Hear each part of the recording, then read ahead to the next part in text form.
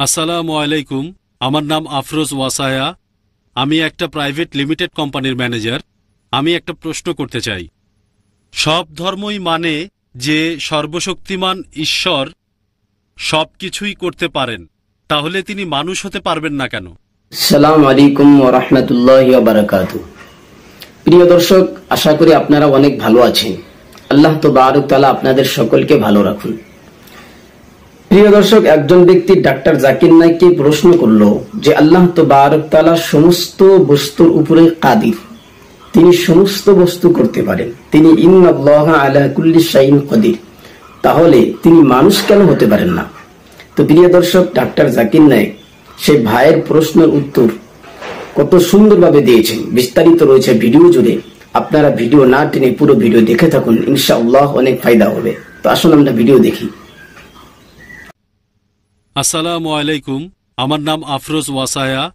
আমি একটা private limited কোম্পানির ম্যানেজার। আমি একটা প্রশ্ন করতে চাই। সব ধর্মই মানে যে সর্বশক্তিমান ঈশ্বর সবকিছুই করতে পারেন, তাহলে তিনি মানুষ হতে পারবেন না কেন? ভাই প্রশ্ন করলেন যে সব ধর্মই বিশ্বাস করে ঈশ্বর সবকিছু করতে পারেন, তাহলে তিনি কেন মানুষ হতে পারবেন না? বেশিরভাগ ধর্মই ইসলাম বাদে একটা ফিলোসফিতে বিশ্বাস করে, যেটার নাম অ্যানথ্রোপোমরফিজম, যেটা সর্বশক্তিমান ঈশ্বর মানুষের রূপ ধারণ করেন। তারা এরকম মতবাদে বিশ্বাস করেন যে মহান ঈশ্বর তিনি এত পবিত্র যে মানুষের সীমাবদ্ধতা সম্পর্কে জানেন না, ব্যথা পেলে মানুষের কেমন লাগে, সমস্যা পেলে কেমন লাগে তিনি জানেন না, ইত্যাদি সমস্যা। সেজন্য সর্বশক্তিমান ঈশ্বর পৃথিবীতে নেমে আসেন মানুষের রূপ নিয়ে, যাতে মানুষের জন্য আইন বানাতে পারেন।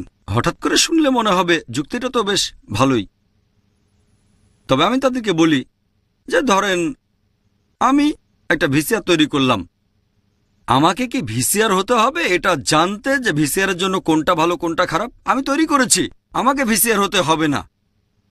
আমি লিখবো ইনস্ট্রাকশন ম্যানুয়াল। যদি ভিসিআরটা চালাতে চান video cassette recorder, video cassette রেখে প্লে বাটনে চাপ দেন। যদি ফাস্ট ফরওয়ার্ড চালাতে চান এফএফ বাটনে চাপ দেন। বন্ধ করতে চাইলে স্টপ বাটনে চাপ দেন। উপর থেকে ফেলবেন না, নষ্ট হয়ে যাবে। পানিতে ফেলবেন না, তাহলে নষ্ট হয়ে যাবে। আমি লিখবো ইনস্ট্রাকশন ম্যানুয়াল। একইভাবে সর্বশক্তিমান ঈশ্বর, যেহেতু তিনি মানুষের সৃষ্টিকর্তা, সেজন্য তাকে মানুষ হতে হবে না এটা জানতে যে মানুষের জন্য কোনটা ভালো কোনটা খারাপ। তিনি কি করবেন? একজন মানুষকে মনোনীত করবেন আর আসমানি কিতাব পাঠাবেন। মানুষের জন্য সর্বশেষ ও চূড়ান্ত আসমানি কিতাব পবিত্র কোরআন, আদেশ আর নিষেধ। যদি তর্কের খাতিরে আপনার কথাটা মেনেও নেই যে সর্বশক্তিমান ঈশ্বর সবকিছু করতে পারেন, তাহলে কেন মানুষ হতে পারবেন না? যদি তর্কের খাতিরে আপনার কথাটা মেনে নেই সর্বশক্তিমান ঈশ্বর সবকিছু করতে পারেন, তাহলে তিনি মানুষও হতে পারেন। যদি ঈশ্বর মানুষের রূপ নেন, তিনি আর ঈশ্বর থাকবেন না, কারণ ঈশ্বর আর মানুষের বৈশিষ্ট্য পুরোপুরি আলাদা। সর্বশক্তিমান ঈশ্বর তিনি হচ্ছেন অমর, অন্যদিকে মানুষ মরণশীল। এমন কাউকে পাবেন না যে একই সাথে অমর আর মরণশীল। ঈশ্বর তার কোনো শুরু নেই, অন্যদিকে মানুষের শুরু আছে। এমন কাউকে পাবেন না একই সাথে যার শুরু নেই আবার শুরু আছে। সর্বশক্তিমান ঈশ্বরের কোনো শেষ নেই, অন্যদিকে মানুষের শেষ আছে। এমন কাউকে পাবেন না যার একই সাথে কোনো শেষ নেই আবার শেষ আছে। এটা অর্থহীন। তাহলে হয় পাবেন ঈশ্বর, নয়তো পাবেন মানুষ। ঈশ্বর মানব পাবেন না, এটাও অর্থহীন।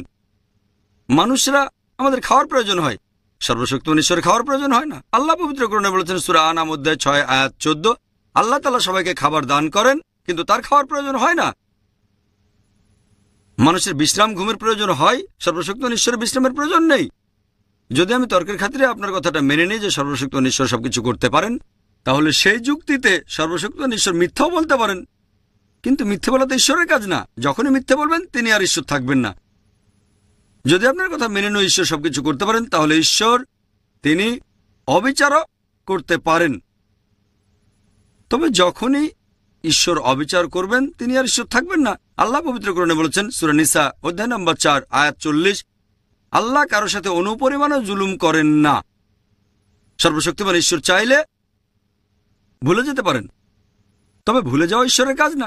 আল্লাহ বলেছেন সূরা তাহা অধ্যায় 20 আয়াত 52 যে আল্লাহ তাআলা কখনো বিস্মৃত হন না। যখন ঈশ্বর ভুলে যাবেন তিনি আর ঈশ্বর থাকবেন না। ঈশ্বর চাইলেই ভুল করতে পারেন, তবে ভুল করাটা ঈশ্বরের কাজ না।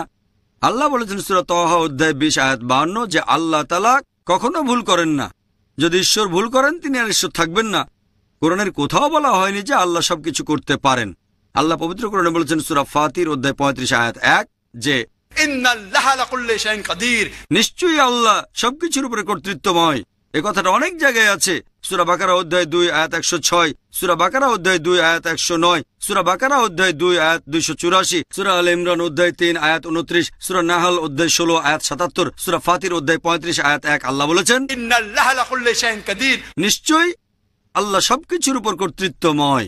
আল্লাহ বলেছেন সূরা বুরুজ অধ্যায় 85 আয়াত 16 যে আল্লাহ তিনি যা ইচ্ছা তাই করতে পারেন, তিনি যা ইচ্ছা করেন তাই করতে পারেন। তবে আল্লাহ সুবহানাহু ওয়া তাআলা কখনো মিথ্যে বলতে চাইবেন না, কখনো ভুল করতে চাইবেন না, তিনি কখনো মানুষের রূপ ধারণ করতে চাইবেন না। তিনি শুধু সেগুলোই করতে চাইবেন যেগুলো আল্লাহর কাজ। আশা করি উত্তরটা পেরে